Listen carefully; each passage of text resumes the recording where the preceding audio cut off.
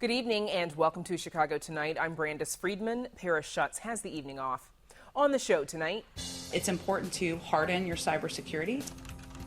The Colonial Pipeline cyber attack exposes a growing threat, what it means for national security. The CDC says fully vaccinated people can stop wearing masks in most indoor settings, but not everyone is ready. Northwestern University's president on fundamentalism in America, a recent hiring controversy, and leading the university through a pandemic. The number of flights added to United Airlines' schedule takes off. That and more from Cranes. Chicago records one of the driest springs of all time as Lake Michigan warms up.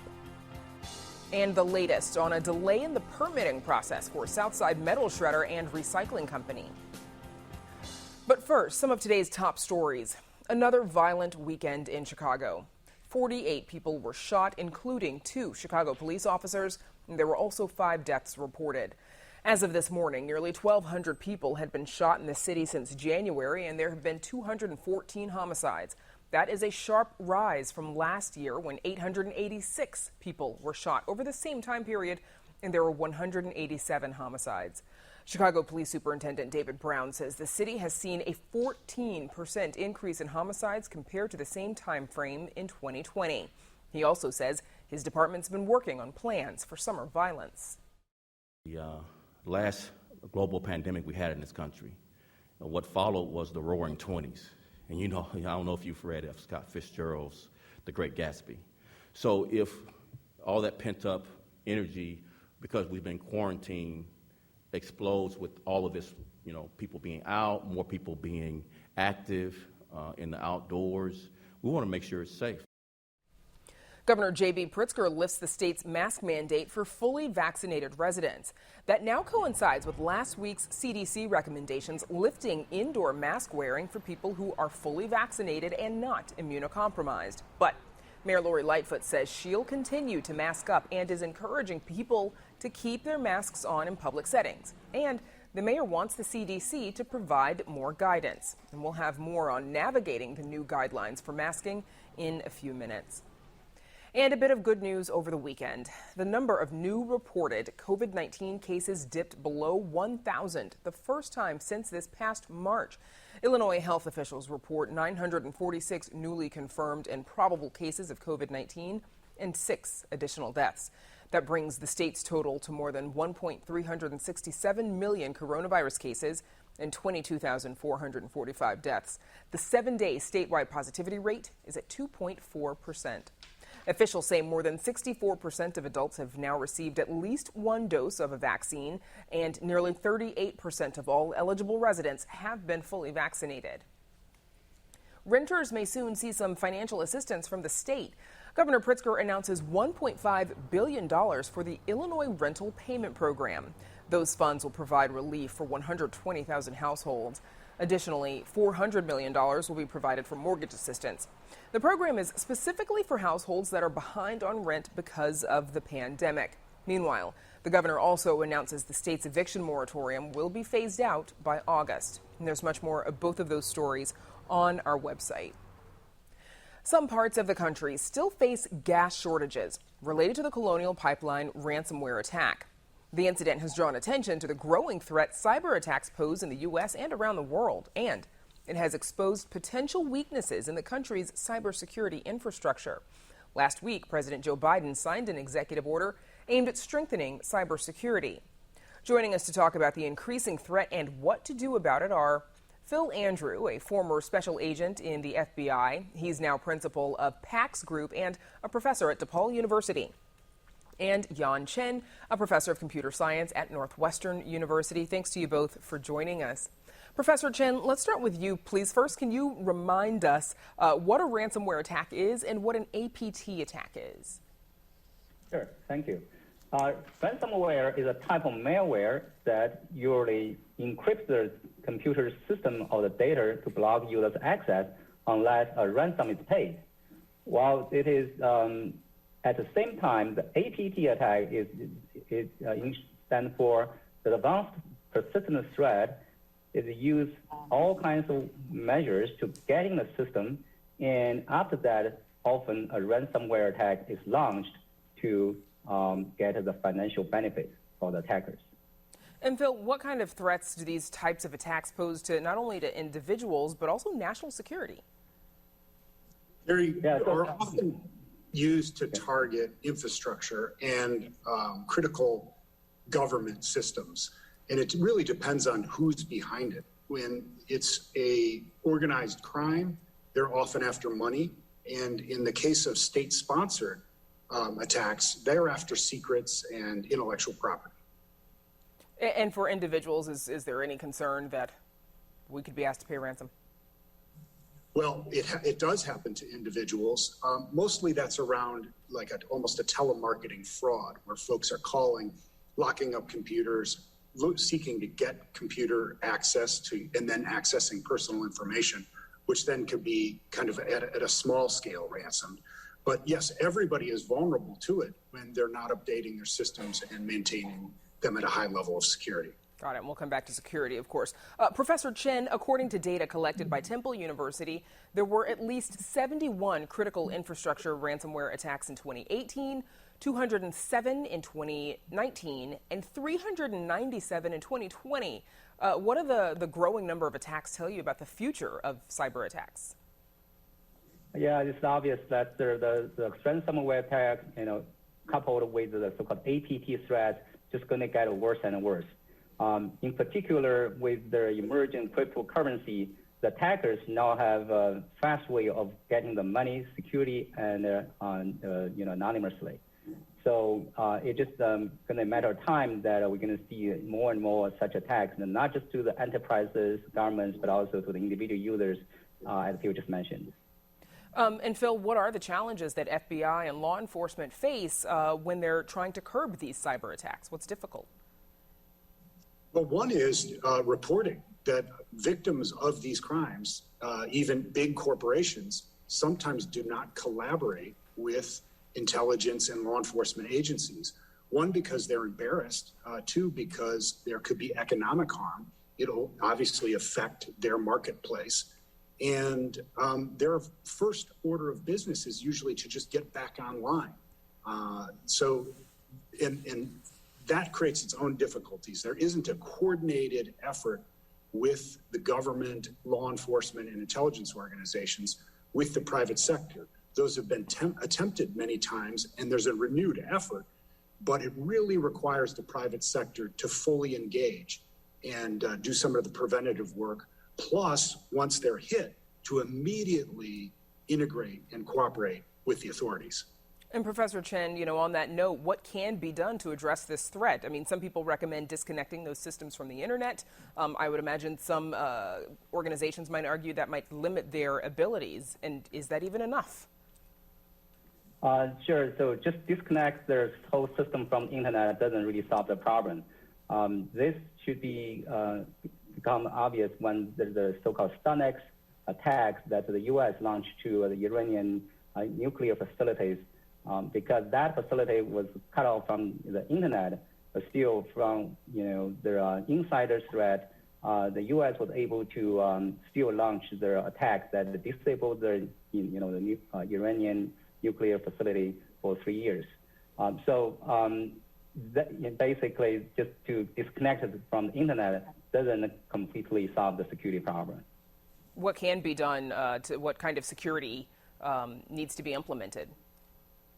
I think that we need a holistic approach, from the government, industry, and academia to work together to improve the security and the privacy of the country.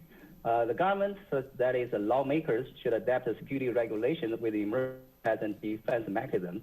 We still have a lot of such, security compliance regulations nowadays, such as the PCI DSS, HIPAA, etc. But often the content a bit obsolete. You need to keep up with the evolving security landscape changes. And also the industry and academia should work closer with each other to advance the defense technology to better, secure our systems. And Professor Chen, what can individuals do to protect themselves? Well, as we mentioned, the individuals are not immune from this ransomware or APT attacks. So we should also be well educated to be security savvy. So to have good security habits, to always patch your system and install the personal security software to protect your home devices and systems will really benefit you and protect your home assets. And Phil, how does this impact, the future of conflicts? Could cyber attacks like this in the future be considered attacks of war or aggression? Well, we're certainly moving in a place where we have to decide what the threshold for an attack is that would be considered warfare. And I think we're still building some of the guidelines for that. But rest assured that state sponsors, state intelligence organizations, and defense and aggressors are watching this and learning from it and seeing what tools and what sort of social responses this gets. It's a great sort of experiment that they get to watch as these organized crime organizations use the same tools that they might be using in warfare, cyber warfare, that is. Okay, something that I'm certain law enforcement and cybersecurity experts like yourselves are keeping an eye on. Our thanks to both of you for joining us, Professor Yan Chen and Phil Andrew. Thank you. As mentioned earlier, Governor J.B. Pritzker has lifted the state's mask mandate for fully vaccinated residents. This comes after the Centers for Disease Control and Prevention eased its own mask-wearing guidelines. But whether it's trauma from living through a pandemic or being immunocompromised, not everyone is ready to unmask just yet. Joining us to discuss the future of masks is Jocelyn Carter, Director of Clinical Training and Associate Professor of Clinical Psychology with DePaul University. Jocelyn, thank you for joining us. What are you hearing from folks in terms of the trauma that they've experienced from the pandemic? Right. What I've been hearing from folks in terms of the trauma they've been experiencing is that there's really a wide range. Some people have been on the front lines in terms of healthcare settings and essential workers and witnessed people die, have witnessed people be very, very sick and had to make decisions about how to help them. Others have lost people in their lives. And so there's a wide range of experiences that people have had that would be considered stressors or stressful, but there's a ton of variability in terms of how severe or traumatic people's lives have been like since the pandemic started. How would you say that trauma in particular has impacted Black and Latino communities where we know the rates of infection and death have been higher? Right. Well, in Black and Latino communities, one of the things that we've been learning about as the pandemic has progressed is that we have layered the COVID-19 pandemic on top of a ton of other pre-existing traumatic events. And these don't just get added, they get amplified. So when you're already vulnerable because of systemic racism, and then there's another traumatic event that occurs that sort of amplifies because our bodies aren't able to recover. And so when individuals in these communities are faced with differential exposure to environments that put them at risk for COVID, so for example, having an hourly job instead of a salary job, really not being able to stay home, that takes a toll, especially when the conversation has been maybe about people not wanting to get vaccinated or not wanting to do things to keep them healthy, when really it's the systems that we've created over hundreds of years in this country that have put people in this vulnerable position. So it's compounded for sure. And how would you say all of this trauma, for any community for that matter, how would that translate into being resistant to letting go of your mask? Yeah, in terms of being resistant, I think that one of the things that comes up is not really trusting what the information is and that everyone is acting in everyone else's best interest. So one of the things that we've been hearing a lot about with this new mask mandate that, that vaccinated people can be without a mask, but we don't really have a system for ensuring that that's true. So when you have, again, this history of not necessarily being able to trust what the news is or what the guidance is, then you may not think that other people are looking out for you the same way that you're looking out for them, and may want to continue to wear a mask for a while longer. And I think that's perfectly understandable and reasonable given the history that we have in this country. What are some of the other reasons that people might want to keep wearing their mask?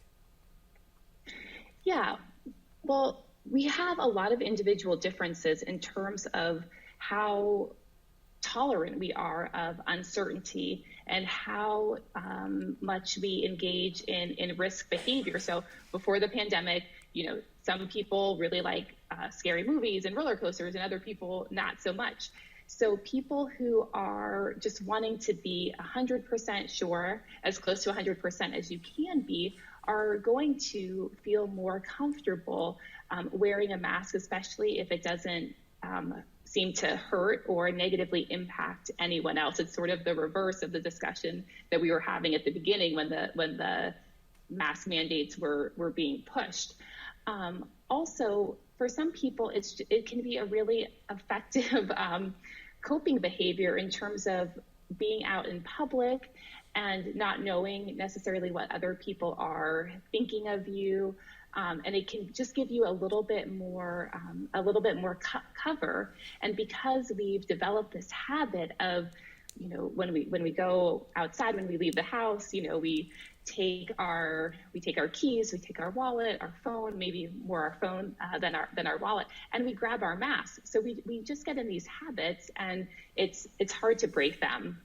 And I imagine, folks who are immunocompromised as well are probably still, very much attached to their masks for obvious reasons. What kind of stress or mixed feelings might people have in places where the virus is still rampant because of the trauma they've experienced? Right. Yeah. I'm glad that you brought up people who are immunocompromised, and then other people who aren't able to get the vaccine for whatever reason. So there's a lot of households where some of the family is vaccinated, some not, especially if you have younger children. So yes, in terms of wearing a mask, the mask has become the symbol for us that we are undergoing a pandemic. And in terms of messages that we may be getting, I think some of the feeling can be that if other people are doing something, such as, continuing to wear a mask, and that's a reminder to others that there is still a pandemic going on. And so if you're not wearing a mask, you may be resentful that someone is reminding you that life is not back to normal. And something that everybody's going to eventually maybe have to get used to. Not there yet. Our thanks to Jocelyn Carter at DePaul University for joining us.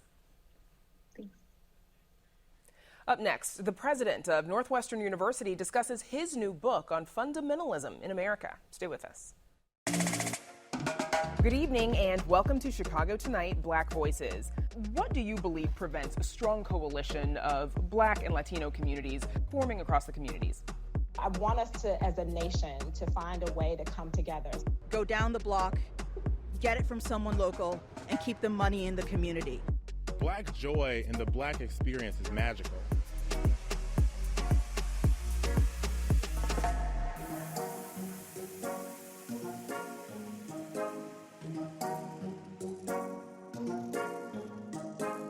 In recent years, universities have seen protests erupt over sometimes controversial speakers. So-called cancel culture has been considered toxic.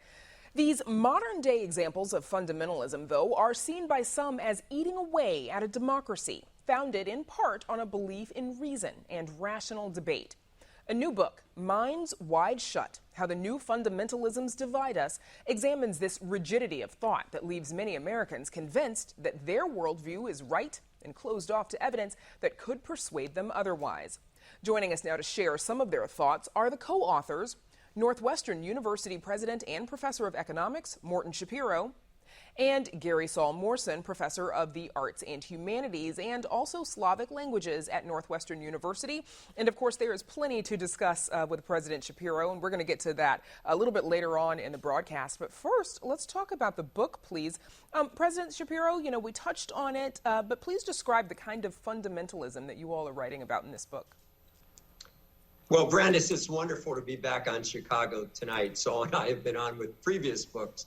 I just wish we were there in person in the studio. But this book sort of continues a line of thinking that we've had, and it manifests itself in an undergraduate course we've been doing together on dialogue for 11 years. And in the book, we argue that there are certain forces in economics and in politics and in religion and in the academy, particularly in the humanities, that are fundamentalist by nature, and that in order to understand how they rose together, that could help us figure out a way to move ahead into a world where dialogue plays a larger role. And Gary Saul Morrison, sorry, were you going to say something? Go ahead. No, I think that's the point, that we need to move ahead so we can restore atmosphere where people are free to have different opinions and actually learn from each other. What made you want to write this book? Gary Saul Morrison, I'll leave that one to you as well. Well, we see a dangerous trend, dangerous to democracy, taking place, and various disciplines hardening at the same time. And we were hoping that we could persuade people to be more open-minded, to realize they can learn from each other, that it really makes sense to live in a world where you have opinions when you don't regard everything that you believe as absolutely certain. President Shapiro, why do you think we have seen this rise in fundamentalism in our way of thinking in America?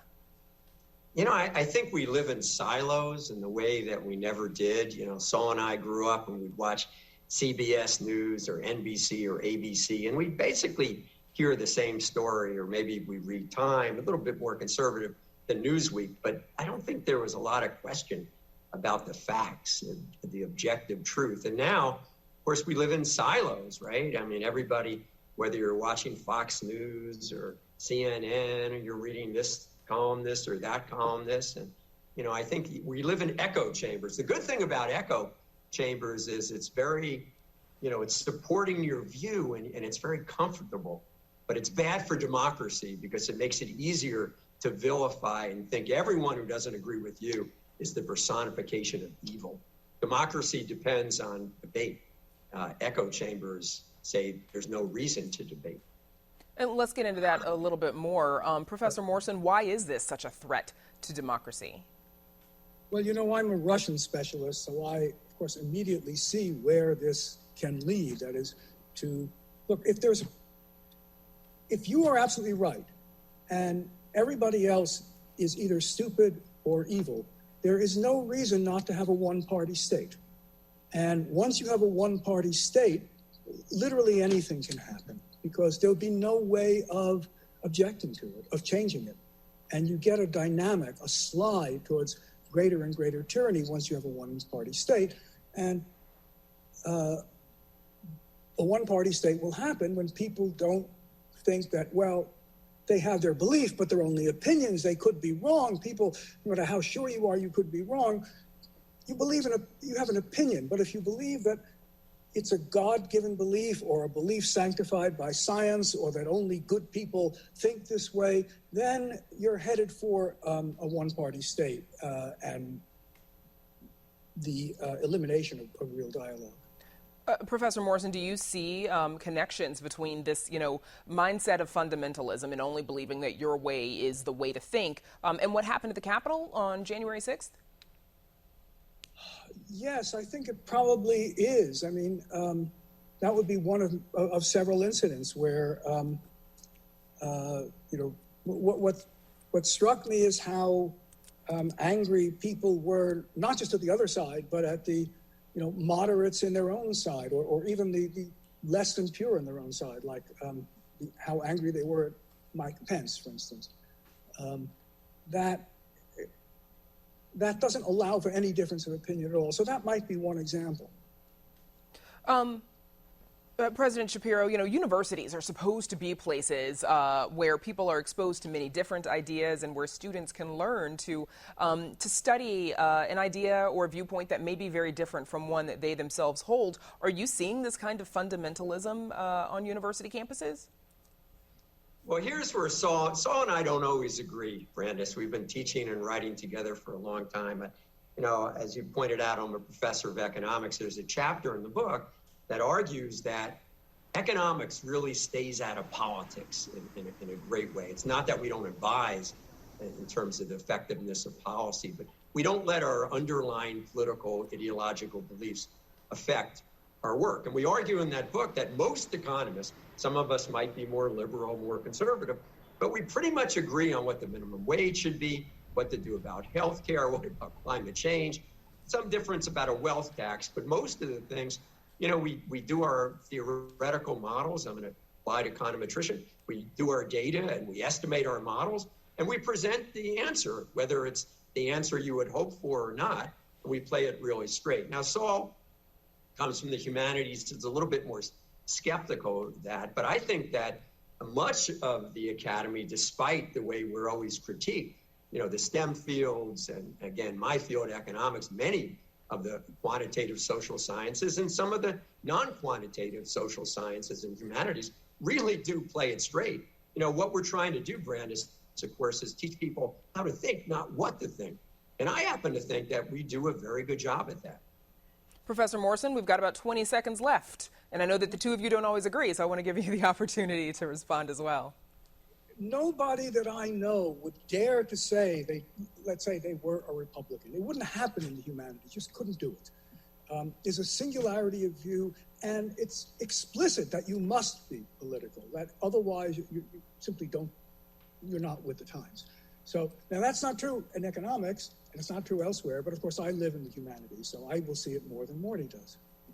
Okay, we'll have to leave it there for now. My thanks to Professor Gary Saul Morrison for joining us. And of course, President Shapiro will be back later on in the program to talk about leading the university through a pandemic, his decision to step down next year, and a hiring controversy.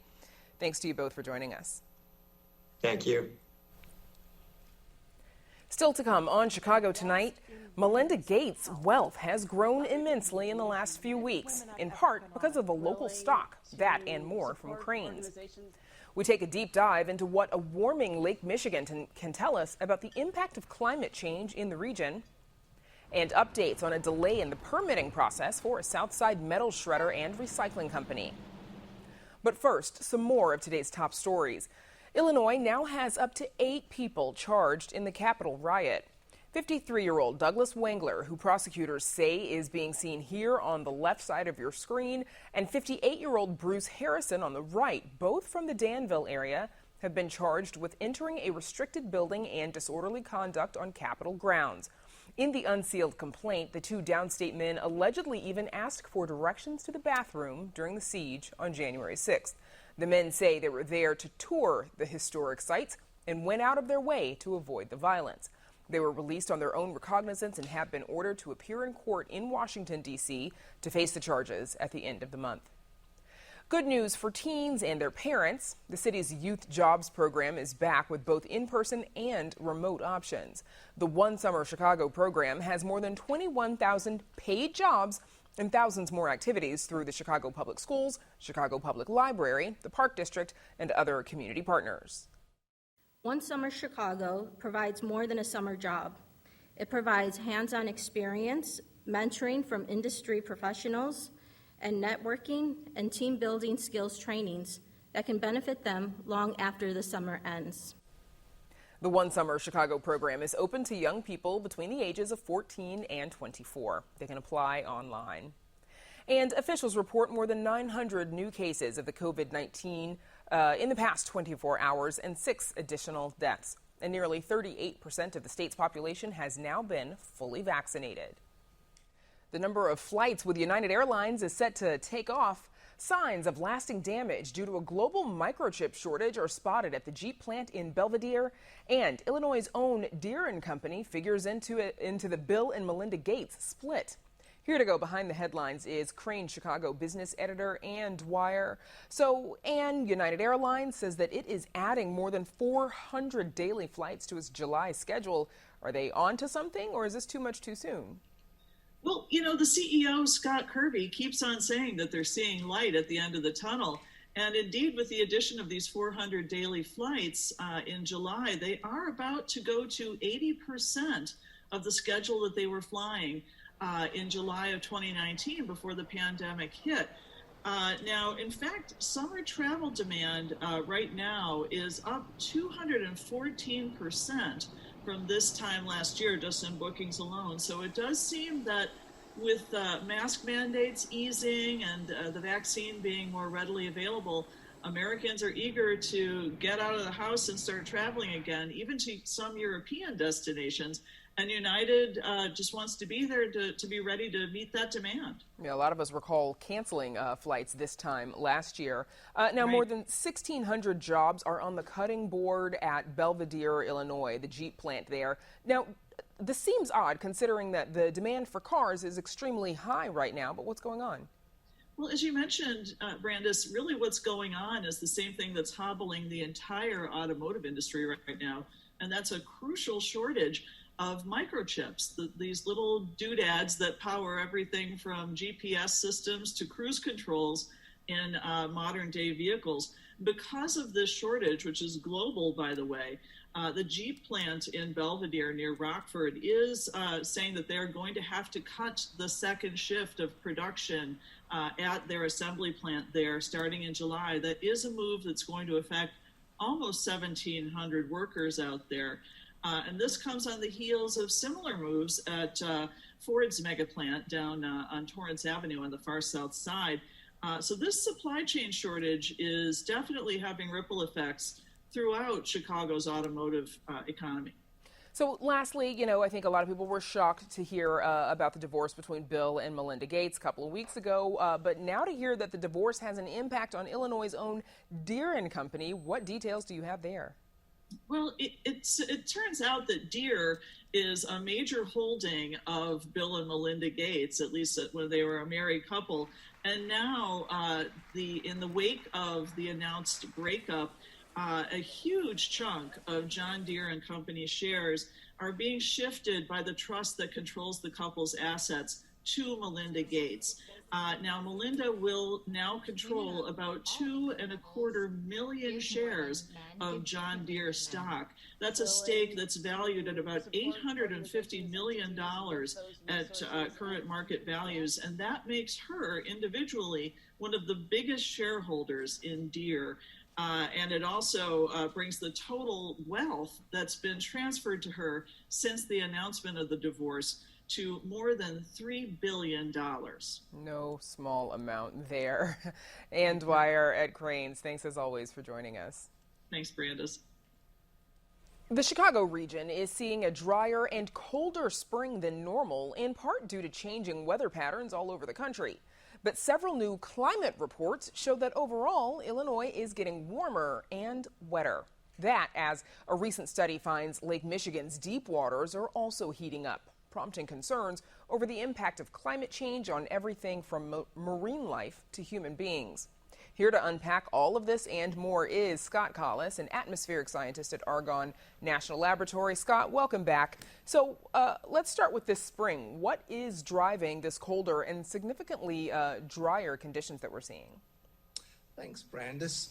For those who can remember back to the early days of May, we actually started with a couple of wonderful 80-degree temperatures, which has actually made this cold weather feel all the worse. We've had a long-standing, ongoing weather system that sat over Chicago, and rather than bringing that warm, moist air up from the Gulf of Mexico that gives us those spring rains and those spring warmth, we're actually getting our air from our neighbors to the north, from Canada, which is drier and colder, and that system has been very stubborn and hasn't moved on. So do you expect this trend to continue through the summer, into the summer? No, at the moment the climate signals that we're seeing are indicative of a fairly normal spring. We actually have just come out of a La Nina season, which will give us wetter, slightly colder temperatures, and we're now in what's called ENSO neutral conditions. So we really do expect a bit of return to normal. But part of the problem is when you get these long, dry spells, the moisture that thunderstorms that we're used to getting in May feed on isn't present in our soils anymore. So it's going to take a couple of good rains to get back to normal. Yeah, and I think the forecast is predicting a bit of the wet stuff this week. So a huge factor in our local weather is, of course, Lake Michigan. And a recent study shows that the lake's deep waters have actually gotten warmer over the past 30 years. What's behind that? Well, in a nutshell, it's climate change. Increasing temperatures due to increased amount of heat-trapping greenhouse gases in our atmosphere. When you actually look at a satellite image, lakes and oceans are actually fairly dark, and water has this amazing ability to hold in heat. So at the first signals we really saw of climate change were in the world's oceans, and now with this new study from NOAA, where they actually put probes that actually not just measure the surface of the lake, but the water in the depths, we can see the lake now is storing some of that heat energy from the atmosphere. And what are the long-term impacts of a warmer lake on the Chicago region?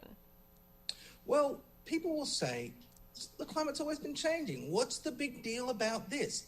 But the take-home message here is it's the speed at which it's changing. The species that live in the lake, that keep that equilibrium going, that makes our city so livable, have evolved with the lake with a certain seasonality and temperatures. So with conditions changing this quickly, those species do not have the time to adapt. So rather than adaptation, you get migration, which leads to a collapse of ecosystems. We've heard a lot in recent years about record high lake levels. Where do those stand today? Well, unsurprisingly, given the lack of precipitation, given that, last year we're talking about one of the wettest springs on record, and now we're barely managing to stay above record low precipitation, the lake levels have gone down. They're still well above average. They're still running about 17 inches above average, but they're well down on the levels that we saw last year. And NOAA also recently updated what are known as climate normals. What is that? So it's what it says on the tin. It tells us what's normal. So every 10 years, just like the census, NOAA goes out and takes a record of the last 30 years. So a record for 30 years, updated every 10 years. So when your favorite meteorologist is on TV saying it's 10 degrees above normal, that's the normal. But what made these normals really special and really, interesting is probably a word you could use, is just the clear signal of climate change across the country that we see both in temperatures and in precipitation. And what does that tell you about the impact of climate change here? Well, it's getting warmer. So we saw an increase in temperatures. Quite interestingly, we saw about 0.5 degree Fahrenheit increase in our daily maximum temperature, but a 2.3 degree increase in our overnight minimum temperatures. So why temperatures are getting warmer, it's getting even warmer at night. We also saw an increase of about 3% in our annual precipitation in the new normals compared to the old ones, and somewhat surprisingly, more snowfall, but mainly in those coldest of months, December, January, and February. Scott, as a scientist, what does all of this make you think? What are you concerned about? Well, okay, a lot of things. One thing it tells me is that the climate simulations that, us at the United States Department of Energy and our friends at NOAA and NASA have been running, have been telling us this kind of change we've been seeing. So it tells me climate change is no longer a prediction. It is actually something that we are living through right now, and its impacts on us are being felt and are real. Okay. We'll have to leave it there. My thanks to Scott Collis for joining us, as always. Thank you very much, Brandis. In addition to being one of the country's top universities, Northwestern has faced some recent controversy, mostly a sexual harassment case that has embroiled the school and led its recently hired athletics director, Mike Polisky, to step down. All of this as its president of 12 years, Morton Shapiro, has announced his planned exit for next year. Just a few minutes ago, we discussed his new book on fundamentalism, and President Shapiro joins us again with more. President Shapiro, thank you for sticking around.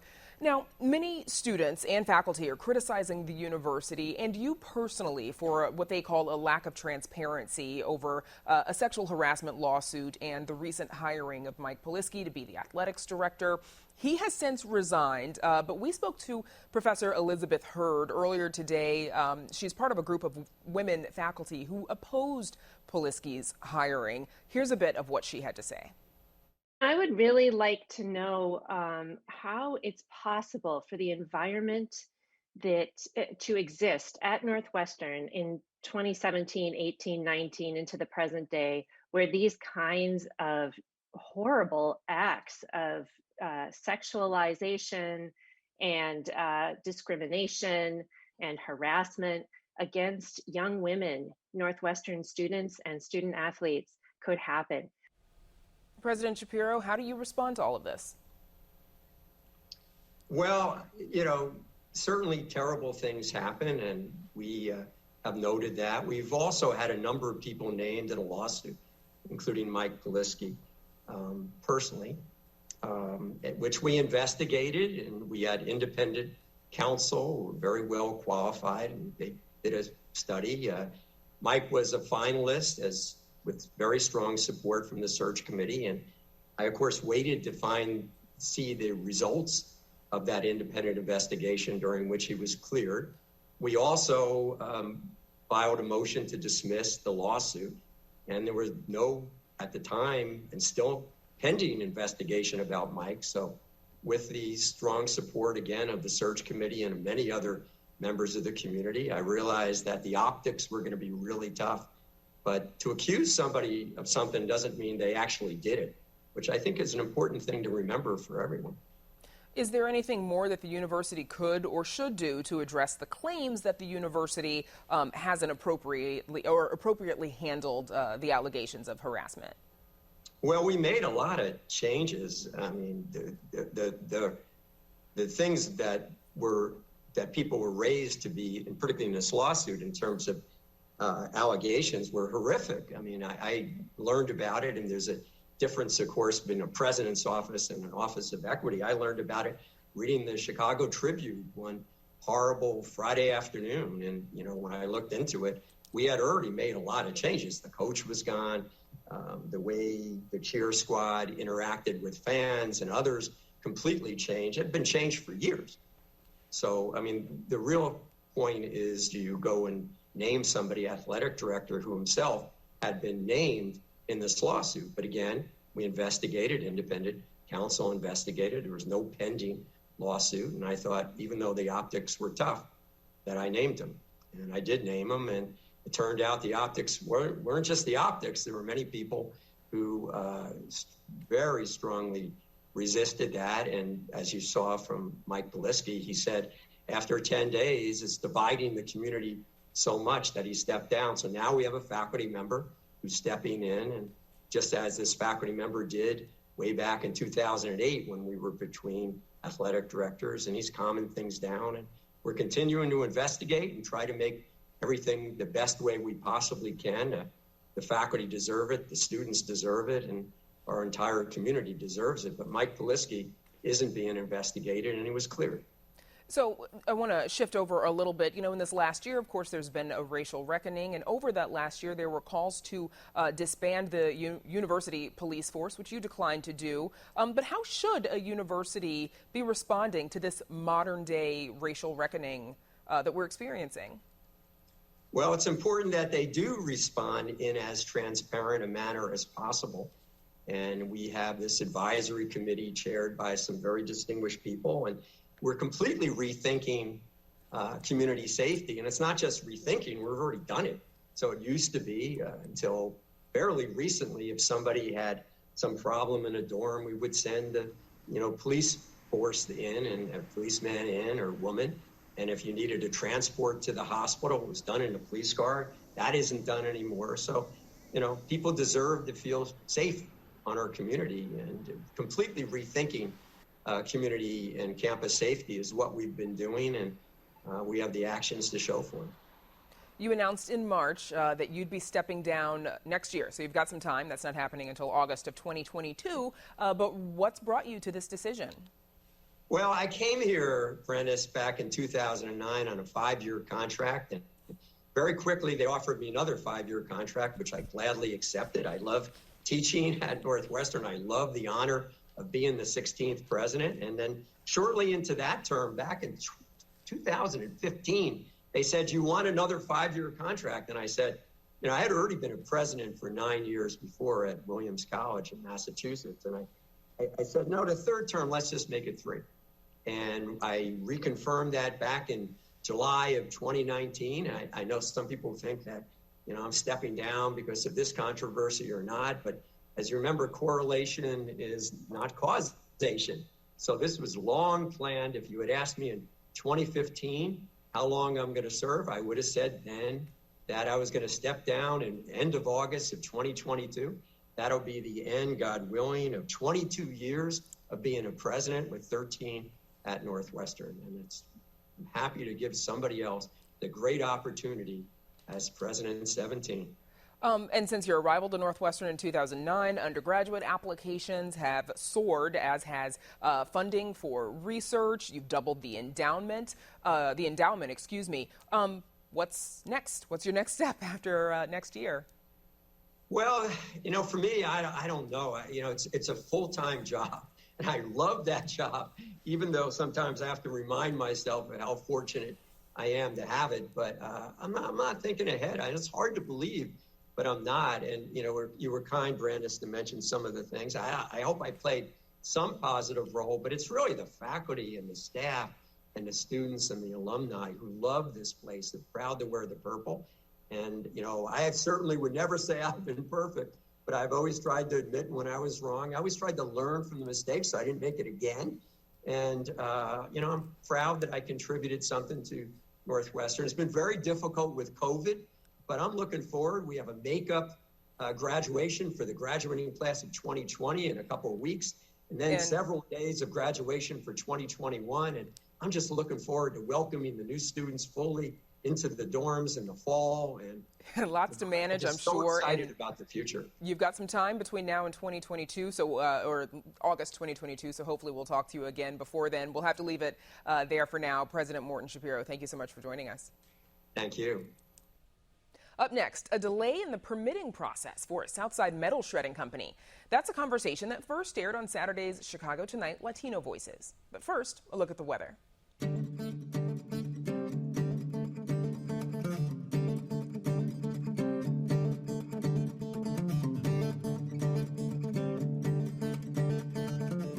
The city of Chicago is delaying the final permit for a controversial metal shredding and recycling company on the southeast side. Southside Recycling, which is owned by the company that until last year operated General Iron in Lincoln Park, has long planned a move to the neighborhood. But the head of the Federal Environmental Protection Agency recently asked Mayor Lightfoot to conduct an environmental justice assessment in the community before allowing the company to operate. Joining us with more on this latest update are Randall Sanborn, spokesperson for Reserve Management Group, that's the parent company of General Iron and Southside Recycling, and Gina Ramirez, Midwest Outreach Manager for the Natural Resources Defense Council and an environmental activist on the southeast side. And welcome to both of you. Gina Ramirez, let me begin with you because this proposed new plan has gone through extensive review, and now the EPA is calling for this environmental justice assessment. What exactly is that? Basically, an environmental justice assessment is an analysis of the cumulative burden on the southeast side. The southeast side is an environmental justice community that desperately needs reforms to stop the systemic consolidation of polluting industries in the neighborhood. Our children have some of the highest rates of asthma. We have COPD, we have cancer. So this assessment will be looking further into this cumulative burden of pollution that has existed for generations on the southeast side. Randall Sanborn, this final permit was the last step that the plan, as I understand it, the last step that the plan had to go through before actually beginning construction and so forth. What does this delay mean logistically for the company? Well, a couple of things, Phil. One is, and these have both been occurring already for the last 4.5 months, and they will continue to occur. One is that it's going to increase the environmental burden on a similar environmental justice community in Pilsen, where the city's only other metal shredder exists. and operates without any pollution controls whatsoever. So the volume of material that has been going to that recycling facility is going to increase the emissions, uncontrolled emissions that are being generated at that facility with no pollution controls, while the facility on the southeast side is not able to begin operations. And secondly, it's having a very detrimental impact on the thousands of independent recycling suppliers, known peddlers or scrappers, they're often called, in the community, who earn their livelihoods from clearing Chicago's streets and alleys of discarded metal products. Gina Ramirez, just speaking personally, in my alley, when these metal recyclers come, they're typically Latino. They're typically, they seem to be independent operators. They're not part of some large corporation. Is this having a negative effect on what appears to be, in many cases, a predominantly Latino workforce, a workforce that's involved in actually collecting the metal and taking it into recycling centers? This really isn't about whether we should be consolidating polluters in Pilsen, Little Village, or the Southeast Side, which are predominantly Latino communities. This isn't a competition anyone wants to win. Right now, the city is consolidating these polluters and impacting negatively the health and quality of life of residents. So it's important that we get this environmental justice analysis. For too long, labor and environmentalists are pitted against each other. And, we really need to have jobs that aren't detrimental to our health. So that's really why we're so appreciative for this further evaluation, so we could get at the root of that systemic problem, which is, creating more health inequities within the city of Chicago. Randall, you connected us with a person named Jorge Perez who lives in South Chicago and has been involved in several industry groups in the neighborhood. And here's what he had to say about the situation. I know Reserve has a very strong workforce. It's a union shop. They're Teamsters. Most of them make a very good wage, over $80,000, and most of them are Hispanic. And it's this and most of them, put their kids through school. They're working hard. They're making sacrifices. It's tough work, right? But that's the story I think that gets forgotten. Gina Ramirez, your reaction to what Mr. Perez had to say. Well, Ratty, the union rat, has been outside RMG's facility for the past few months because they're using non-labor workers to expand this new facility. So, we've heard claims about their environmental controls. We've heard claims about, these high-paying wages. But at the end of the day, again, adding another polluting industry to the Southeast Side is just not worth the detrimental health consequences. Randall Sanborn, your response to the assertion that you will be bringing pollution to an area that's already been heavily polluted by other industries. The indication that asthma rates are high in that neighborhood and so forth. What do you say? Sure, Phil. Sure. These studies of cumulative impact have been done for the Illinois EPA and the city of Chicago. And Phil, they've been done way above and beyond expectations. They have factored in 175% of the material flow rate that the new facility will be allowed to handle. And they have been verified by both of these state and local agencies as to the results. And they've shown that even factoring in the emissions that exist from surrounding sources, not only RMG's companion businesses at that site, but all of the surrounding sources along the industrial corridor, that the new facility will continue to meet and exceed all relevant health standards. And so these studies have been done, and the delay is not going to accomplish anything. And further, there's no authority for the EPA and the city under their own rules and regulations to have such a new study after the ones that have already been conducted. So we're just going around in circles, unfortunately. We are very sensitive to the environmental justice concerns that are being expressed, but the opponents are not arguing with the science because they can't. They're arguing with the symbol of industrial development that is bringing jobs and keeping revenue in the city of Chicago. And they've made this facility a demon for a larger cause. And I understand that, but it's really misplaced because the studies have shown that there will not be a worse cumulative impact from this facility on the surrounding neighborhood. Gina Ramirez, we have about 20 seconds left in the segment. Real quickly, if this latest assessment, this environmental justice assessment, clears the path for this to go forward, will you support it? No, the city needs to stop concentrating industry on the south and west sides, communities of colors in Chicago. We aren't going to stop until there's equity in Chicago. And that's where we'll have to leave it. Gina Ramirez and Randall Sanborn, thank you so much. We appreciate your insights. Thank you. Thank you. And back with more Chicago Tonight right after this. Don't ever miss Chicago Tonight. Subscribe to our podcast. Get a daily download of our show delivered to your desktop or mobile device.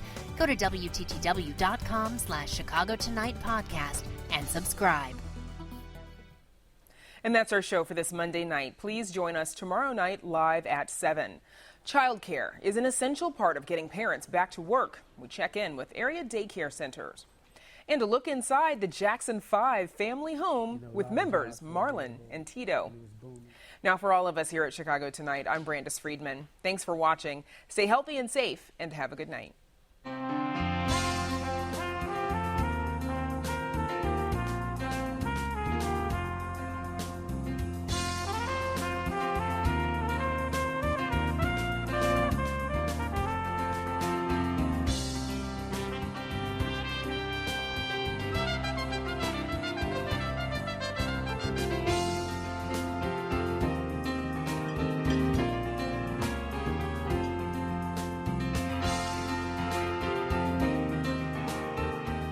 Closed captioning for this program is brought to you by Robert A. Clifford and Clifford Law Offices, sponsors of the court-appointed Special Advocates Program that represents foster children in the Cook County legal system.